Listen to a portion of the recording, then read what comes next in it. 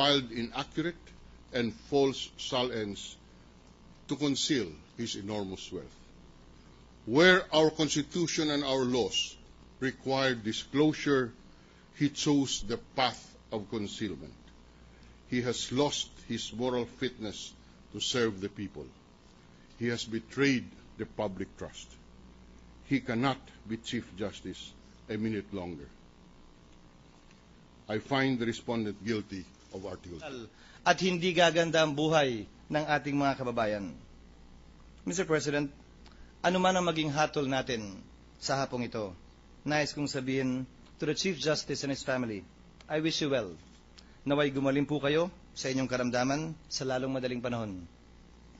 Patnubayan nawa kayo at tayong lahat ng Diyos, kaugnay ng malaking hamon at pagsubok na sabay-sabay po natin kinaharap at pinagdaanan nitong mga nagdaang buwan. Mr. President, on Article 2, I find for the complainants and render judgment against the respondent, Chief Justice.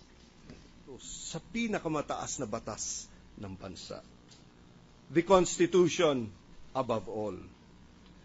Ginoong Pangulo, batay sa ebidensya, sa mga mismong mga sinabi at pag-amin ng nasasakdal, at bilang pagkilala sa kasagraduhan ng saligang batas ng Pilipinas, ito ang hatol ko. Ang nasasakdal na punong mahistrado ng Korte Suprema ay hindi na po karapat-dapat sa pagtitiwala ng sambayanang Pilipino. Mr. President, I vote to convict the accused Chief Justice of the Supreme Court. Maraming salamat po. Be judged.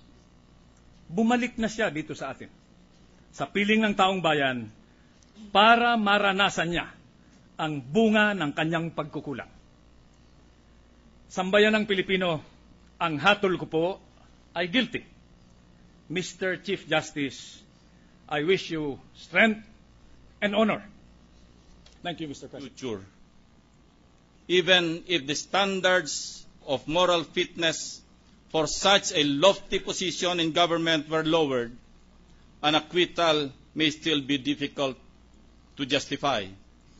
Mr. President, distinguished colleagues, I therefore find the respondent guilty as charged under Article 2 of the Articles of Impeachment.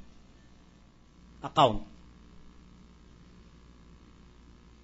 Naawa po ako sa kanya dahil naintindihan ko po kung anong damdamin niya at sa kanyang pamilya. Nararasan ko rin po yan. At sana pagkakataon ito, pasasalamatan ko siya.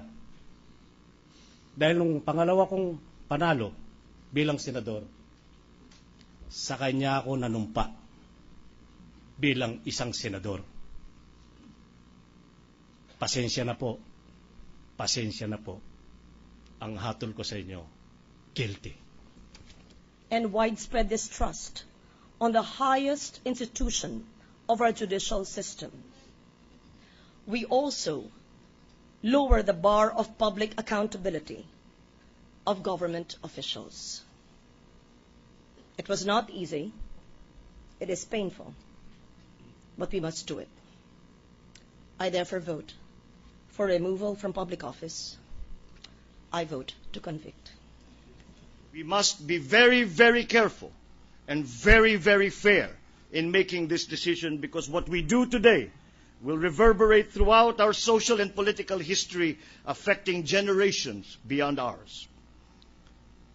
When the furor has died down and this political storm has subsided, I know that, like Lady Justice, we shall find solace in the fact that this decision, though maybe not popular, was fair, impartial, and just.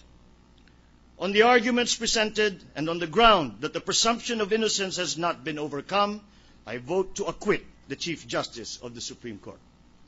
Face the Miss Floreses of our country, whether in Mindanao, the Visayas, or Luzon, we must be able to tell them that justice is, to the best of our ability, being applied equally to the rich and to the poor, to the powerful and to the powerless.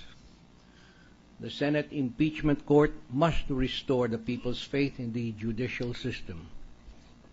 the Senate must bring about guilty on Article 2.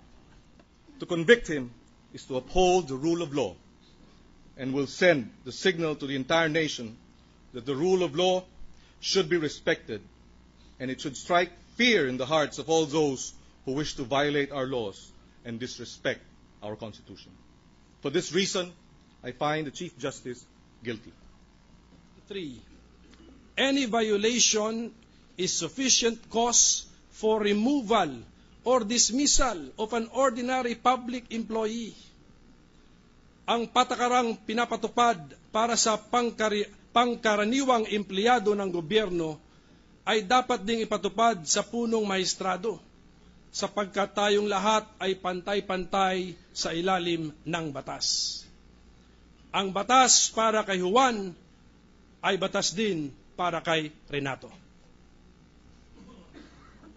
Therefore, the Senator Judge finds the respondent Chief Justice Renato C. Corona guilty of culpable violation of the Constitution and betrayal of public trust under Article 2 of the Articles of Impeachment.